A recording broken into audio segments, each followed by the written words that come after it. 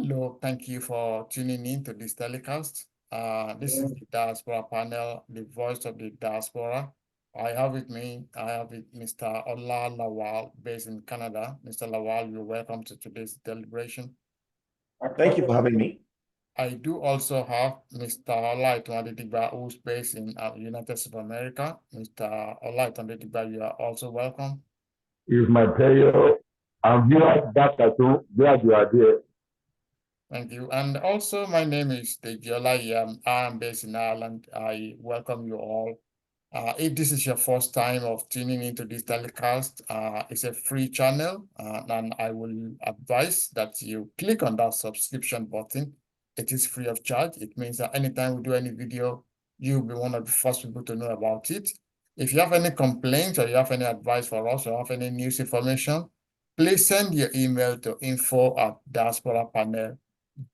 So today, we're going to discuss a very trending issue.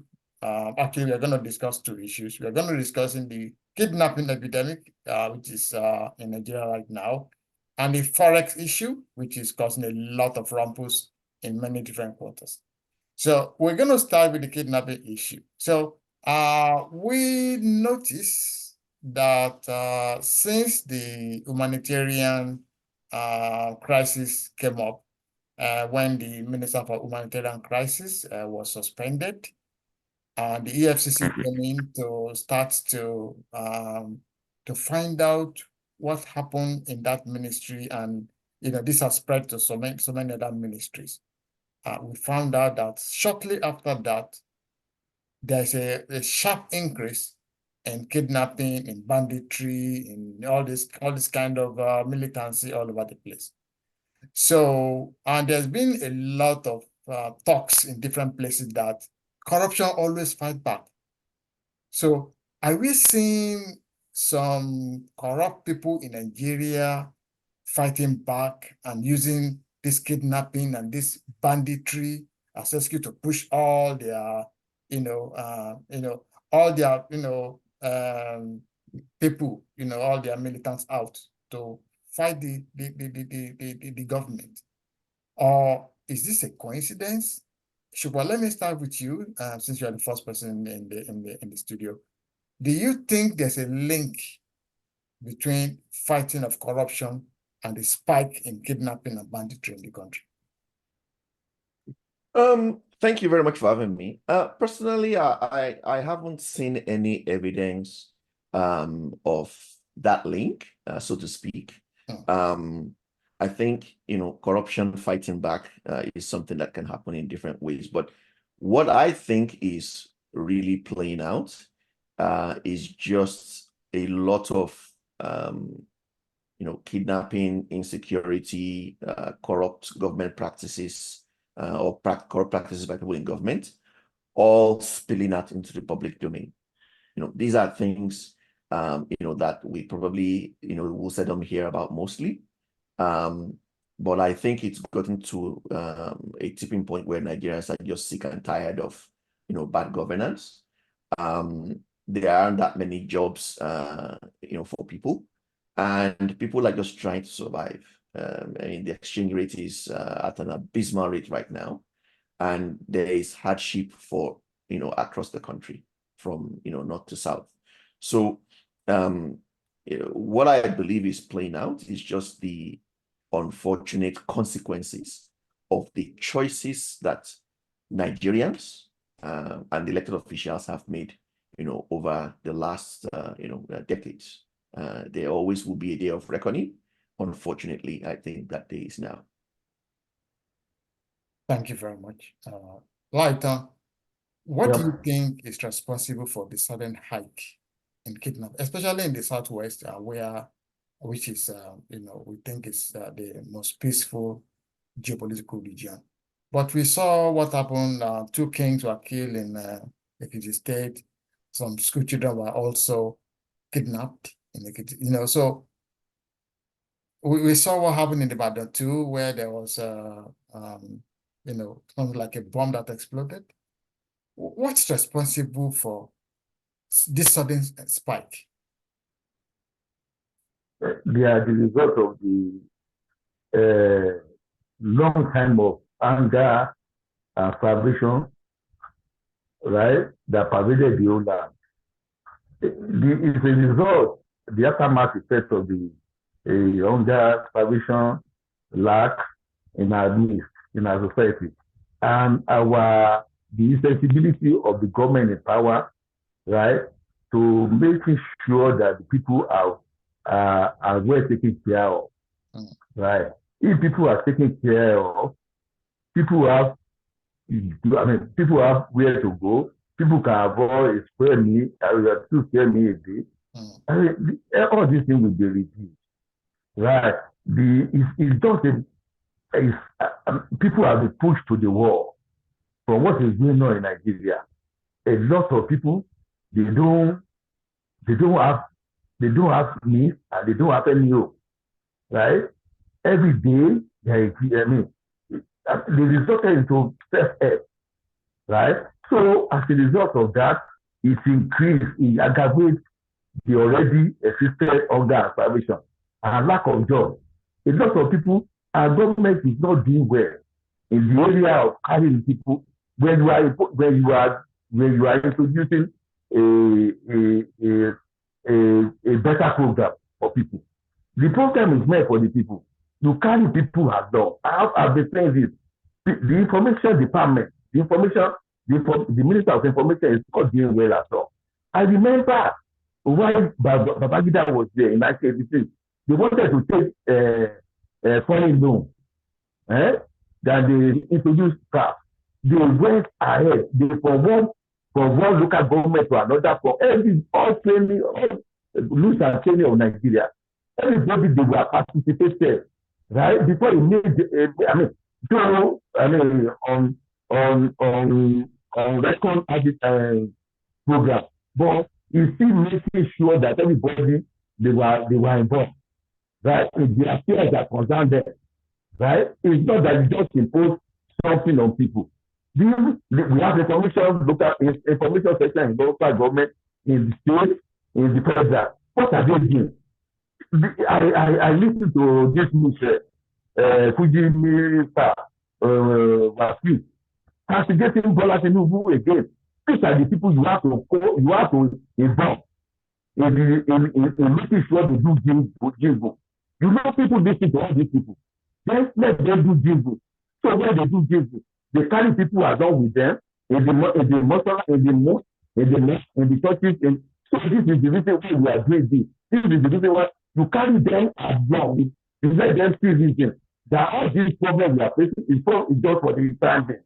The introduction of the Naira that is falling is just for the time being. We just to reduce the Naira.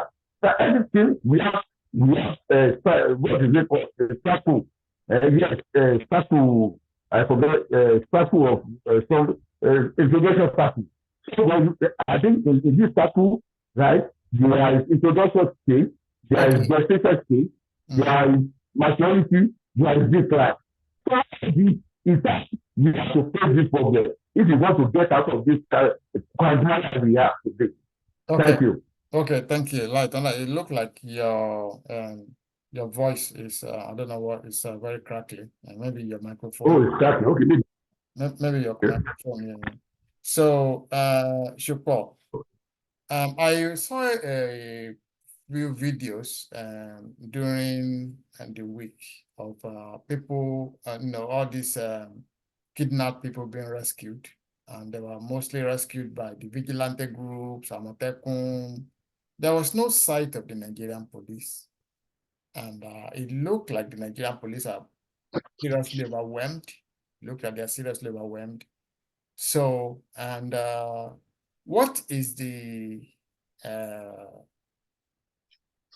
what is the justification for having only one police at this point? Do you not think it's time for state police to, for each state to take over their own security architecture and, and solve their own problem? What do you think, Shupo? You remember when we had the conversations around, some of the items that happened when the government, for example, Beta Edu, when some of the incidents that happened within her ministry came to light, and within a couple of days, the president came out and suspended her, took the right action and all that. We are yet to see the same for community policing, and I think it is evident that Nigeria is ripe for some form of community policing, which I think some are advocating should begin at the state level. It is very clear that Nigeria, to be very honest, I don't believe we have a police force, personally, because when you look at some of the things that have happened, the ransom that was collected was deposited in some banks. Transactions have occurred. Even, when you look at incidents that have happened, a lot of these bandits use telecommunication equipment. Even if you go back to a couple of days, or a couple of hours, after that incident happened, or before that incident happened, to see, which devices were used or which devices triangulated around that, those locations. That is a good starting point for you to start your investigation. We have a police force that is so docile, that is incompetent, unprofessional, that they don't know what to do. And I think it is obvious that state governors, who apparently are supposed to be the chief security officers for their respective states, need to step up, as we have seen, for example, in Zamfara State, to actually, put together some kind of a force that will be responsible for protecting their own people. I think a framework needs to be done, and it needs to be reviewed and approved, I believe, by the House of Assembly, that will give governors and states that power to enforce or to create some form of local policing, and draw very clear lines as to what will be the responsibility of the federal police and what will be the responsibility of the state police. I think that is long needed, and it needs to start right away. Thank you very much. Lighton, what's your take on this? Do you think it's time for state police, or do you think the federal police should simply bring more people in? I know they said we have about 300,000, policemen for 200 million people. Maybe they should employ about 1 million people. There are a lot of youths who are hardworking, who are strong, who are able-bodied, who are not employed at the moment. You can bring in, even the current president, in one of his outbursts during this campaign, so he said, bring more people, employ 5 million people, 5 million youths into the army. So, do you think we should get more people into the police, or do you think every state should now take over their own security by bringing in their own men? Yeah, like I'm advocate of state police, and I've said this several times. With what I've seen in the advanced world, I discovered that my orientation and my training, I discovered that police, right? They have to be a police in every community, right? Nigeria, we have like 200,000 police for 200 million people. Yeah, we are under police. Nigeria is under police in all the villages, in all the cities, in all the towns. We don't have enough police, and the more we have, we give it to the TIPs, right? So in everywhere, the police, they will be able to, to curtail all the problems that we have in Nigeria. They will say the police, somebody is there, is twisting people, is shooting people. They will not be there. That Lagos State, I remember Lagos State, they used to have rapid response. That was state police. So immediately they will control over that place. They will know the people, the criminal. They will make sure they trap the criminal before they rape them. In Oshogbo, somebody in Elisha committing crime. So how these things is, we are under police, and not only that, something may happen in your streets. You will know those people who are stealing. They will go there. I remember in Elisha sometime in the 80s, Some guys, they were terrorizing really Ijesha land. You can't believe when police came, those guys, they fished them out. Right? It is because they know those people. So what I'm saying in essence is invariably is we need state police now, right? To contain all these people, even in all the farms, right? People who will be going to the farm to disrupt farm crops, to farm helping their cow, no, it has to stop. Enough is enough. And when you can't go to the farm, how are you going to make money? Right? When you can't go to the farm, the driver that normally cart away their goods from the town to the market, how are they going to do this? But when the police is there to make sure they chase away all these baroudas, those who are encroaching on their farmland, then they be okay for it. I've been saying it often now, for often time. We need state police. This is the time. We need this state police. And the introduction of Amotekun can lend credence to my assertion that when we introduced Amotekun, right, we knew how people were moving from one place to another. They left Ondo, they left, I'm telling you. But I don't know what is happening to Amotekun again. It seems like they go underground. So that is it with this. Thank you, Light. And let me just ask a final question on this topic. Shupo, we know the way the Nigerian police, the way they work. So there's let's assume there's a kidnapping in an area, and then the kidnappers run into the bush. The police then pursue them into the bush. And then they fight them, they rescue the people, maybe they, kill the kidnappers or they arrest them, and then they will leave the bush again. And then in about 3 months, and that incident happened, they run to the same bush. You understand? So what we need to happen is to, to make sure that all these ungoverned spaces, all these bushes, all these forest reserve, let's have people there permanently who are about, they have an about, they have like a checkpoint there, and they have cameras all over the place.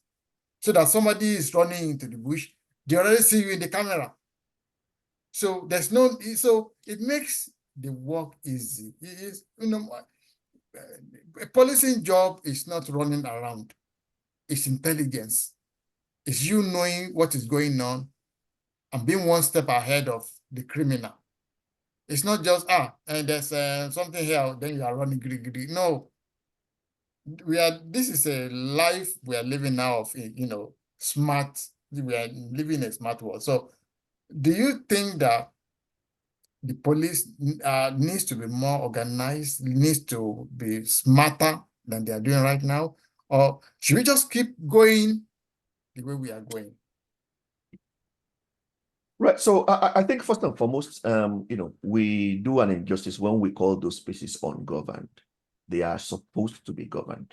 The territory is part of Nigerian territory, and the government has the responsibility to. They've abrogated that responsibility, and it has become norm. It's become the norm, I think, is what's really happening. But to your point, that is, if you ask the Nigerian police force, what is their strategy for combating, banditry and terrorism, there is none. That is how incompetent the leadership of the police force is.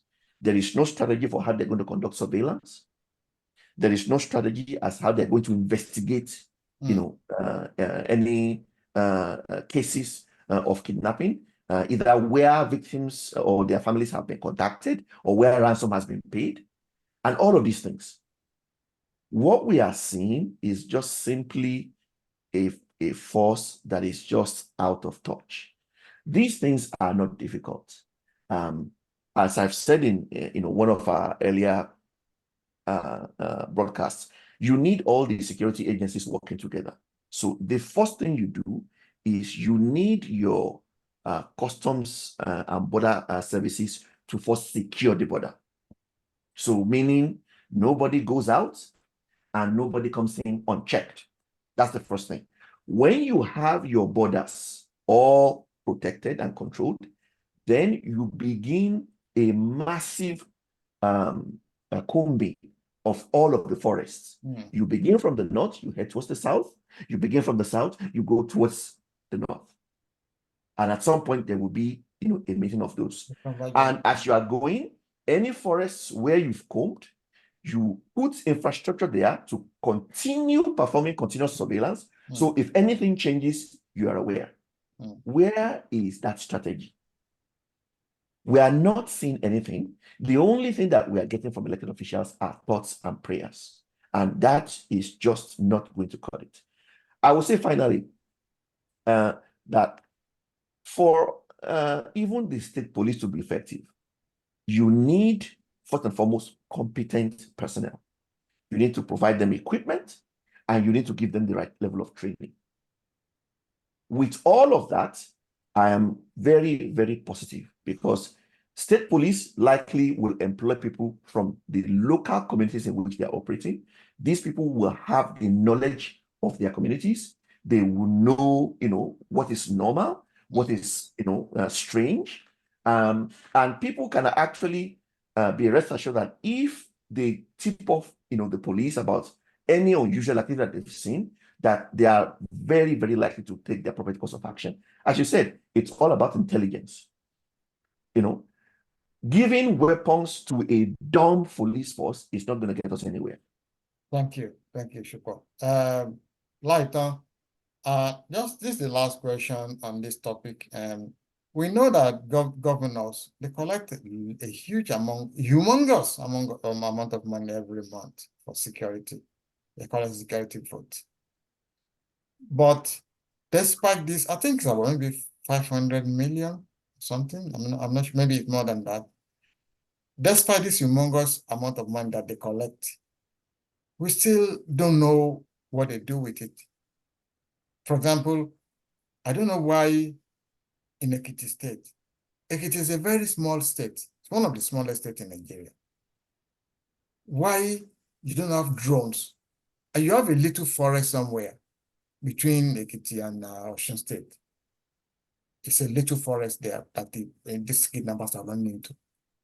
Why do you not have that place fenced around? If you can't fence it with, I'm not expecting you to fence it with mocks and with bricks. You can have security forces, all around the place, and you can have drones flying all over the place.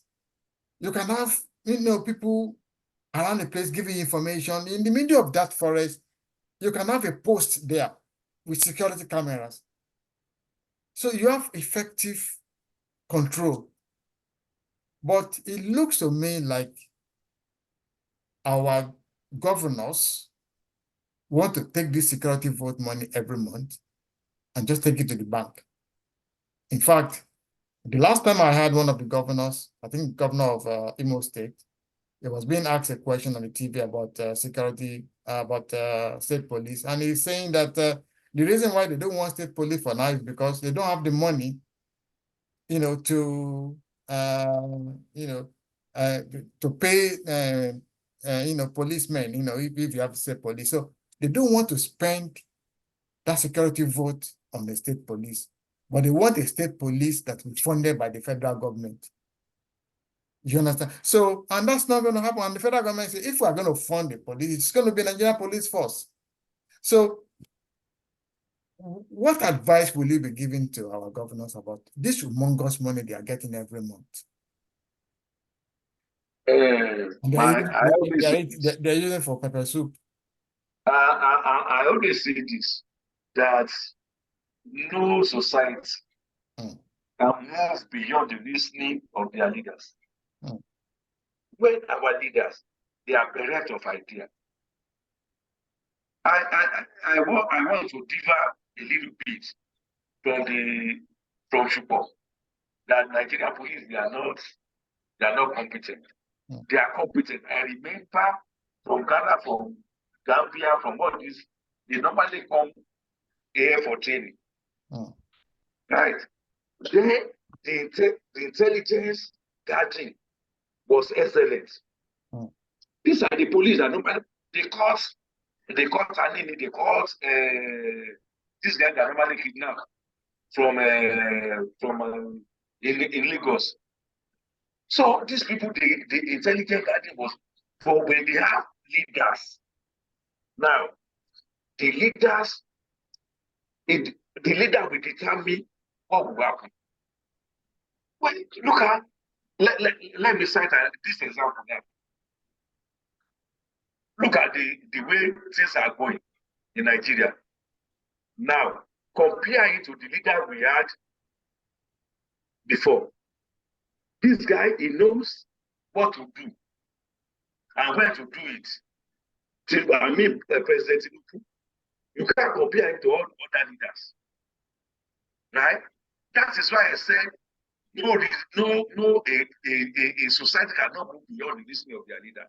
When you have a visionary leader, right, the whole country will change. Right? But an instance whereby you don't have somebody at the top who knows what he's doing, everybody will take to it. Is the decay. It is the decay of 8 years plus 5 years of Jonathan that we are seeing now that is coming out. A decay of 8 years of Buhari and 5 years of Jonathan that we are seeing that is playing out in Nigeria. But let's just wait for some time. We just need to be patient. Right? Things will be okay. That is my belief. I have that confidence that things will be okay in Nigeria. All these people, we know, for people to make sure that all the ministers are working. Unlike before, everybody, they were just doing whatever they do. But they believe in his dream.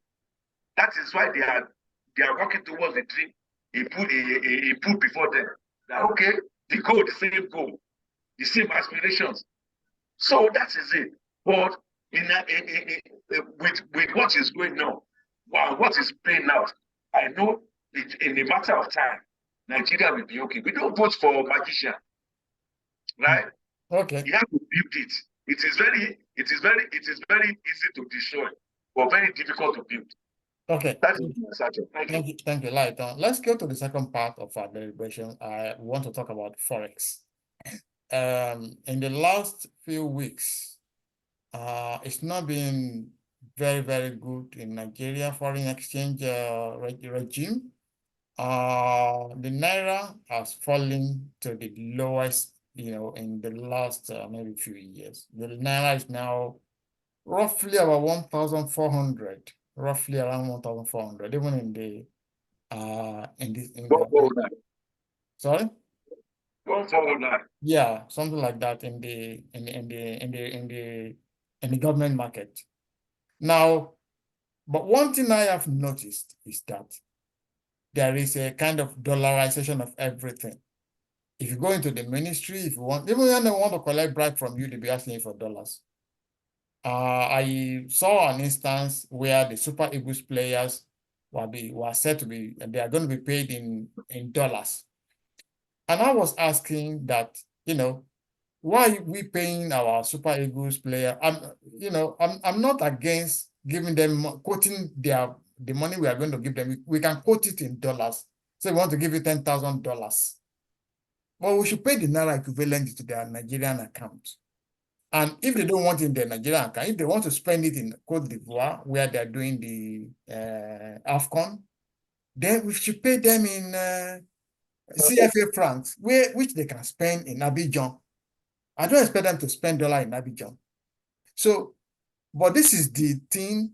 In Nigeria today, people have domiciliary accounts. Domiciliary account is an account where myself and yourself, you are abroad, you can send your money home and put it in a foreign currency account so that to keep a hedge against inflation. But how can people who live in Nigeria, work in Nigeria, they will take their money in Nigeria, they will go and buy dollars and go and keep dollars in a bank? And now we have about $30 billion in domiciliary accounts. That's why our currency, this is the kind of thinking That's why our currency is at 1,400. So, Shukor, I know you've had experience, you've worked in different countries. Do you think this is the right way to deal with foreign currency in any country? All right. So, first and foremost, I disagree that it's, domiciliary accounts on its own is the reason why Naira is crashing. I think there are a host of other reasons why the Naira is crashing. Most importantly, that we have more imports, which we have to buy in foreign currency, than exports. Really, it's, at the end of the day, is what it comes to. But I do agree. What you are actually saying, where even people in Nigeria are asking for US dollars, is they are all trying to hedge against a currency, in this case the Naira, that they believe is free falling. It does not make any sense for somebody who is in Nigeria, who is buying local goods in Naira and paying for services in Naira, to be asking for dollars. But why are they doing that? They are doing that because there seems to be more trust and confidence in that currency than in Naira. And I think there are a couple of things that the government can do. I think, first and foremost, even if you are going to, if you quote how much someone is going to get paid in dollars, I think it is imperative that all payments be made in Nigeria in the local currency. As a matter of fact, for people who have worked in other parts of the world, if you're hired in one part and you're working in a different part of the world, your dollars is probably, how you kind of negotiate, your compensation, but you are always paid in the local currency. That's what, you're going to be spending, where you are. And there is no reason now, some people who, for example, again, want to hedge on, and reduce their credit risk. Once they are paid in the local currency, if they sense, for example, that local currency, its value is going to go down, then they may quickly convert their money, into US dollars and maintain it in a US dollar account, which is fine. However, they are not going to be asking to be paid in US dollars. They are going to be paid in the local currency, because they are going to be paying for goods in the local currency. They are going to be consuming services in the local currency, and the local currency is what is used as the medium of exchange. Thank you very much. Lighter. Yep. Why do you think Nigerians love dollars instead of their own currency?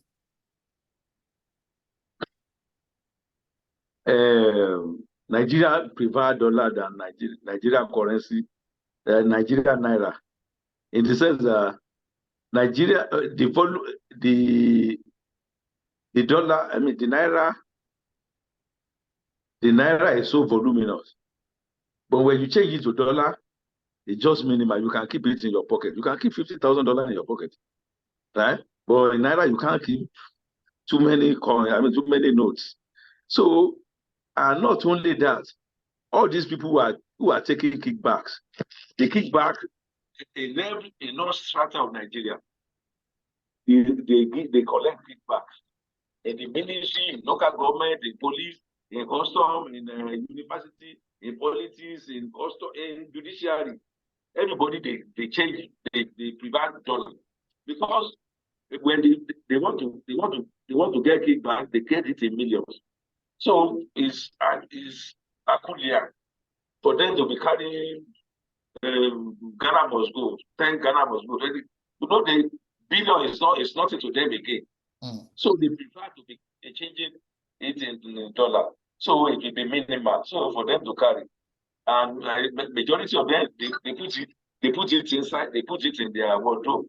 Right? They keep it in their wardrobe. So not only that, anytime, anything you want to do in Nigeria, I've seen some what's it called?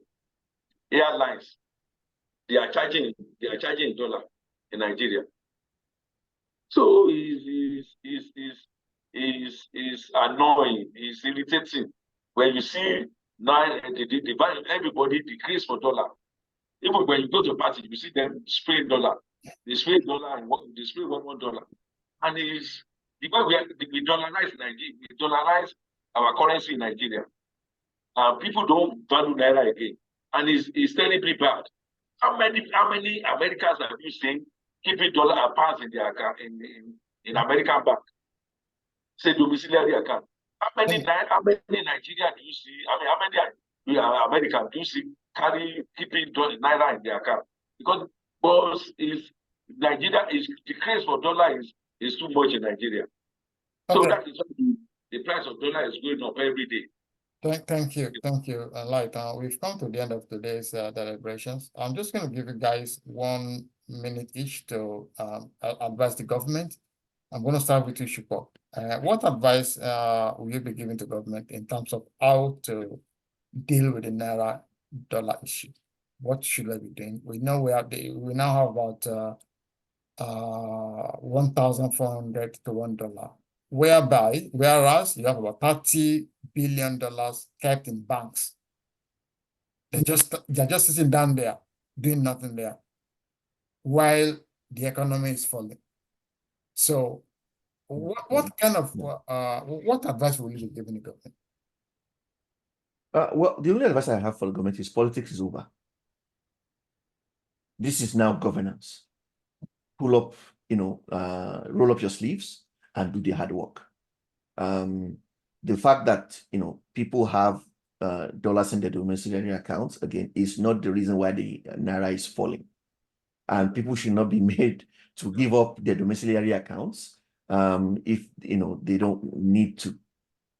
What government needs to do is to implement policies that will, give the Naira a better value, more exports, lesser imports, and grow your economy. That's what it comes down to. And it's going to need hard work from everybody, not only in government, because Nigerians that are actually squabbling and screaming that the dollar is going down are the same people who will buy imported goods over locally produced ones. So, the time for politics is over. This is the time for governance. If this government can deliver, it will be a lot less work to ask for another 4 years when the next elections come in 2027. Thank you. Lighton, what's your final comments in just 1 minute? Yeah, my final comment is not far-fetched. The government, they should carry along the people. In any decision making they want to embark upon. Yeah, when you don't carry people along, any laudable program is dead on arrival.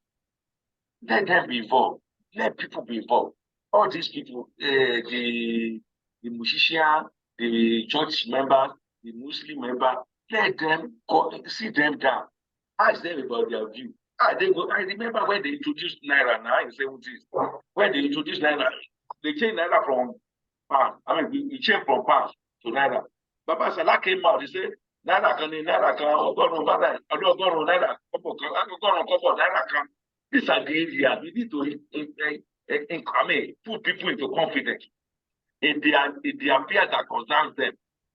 You don't just implement, you don't just impose a policy somersault. You don't just inform people, tell people that, okay, this is what we want to do. And this, no, tell them. Let them be aware. Let them be carried along. Let them know the essence. All this opera will not be substantial. There will not be any call for all this opera now going on in Nigeria. Everybody cry, everybody saying this. Then they will be aware, okay, for some time we want to endure. Right? For the reason for the subsidy removal is known to us. Everybody, we are all partakers, we are all signatory to it. So that is my advice. Thank you. The information section in Nigeria, they should be information dissemination and emanation is very, very important in Nigeria. So they should be a intelligent guardian. Thank you. Thank you very much. We've come to the end of today's deliberations. Again, I want to ask you, if you have not yet subscribed, please hit that subscription button. It is free of charge.